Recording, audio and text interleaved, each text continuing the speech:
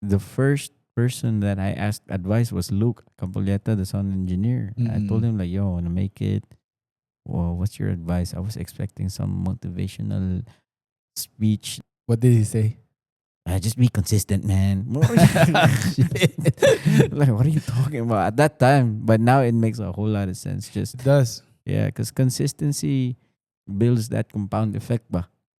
Yeah. I Right? remember our conversation pag katong naata sa poblasyon, and then I asked you like kanang unsay magibuhat sa una. Then you said na you were just pumping out songs out per week. Yeah, I wasn't even uploading it. I was just recording Recordings. songs Yeah. every week. Mabati, manindot, basta nalang ko'y kanta every week at that time. You gave yourself kanang something to work on, like Yeah. to discipline you. Yeah.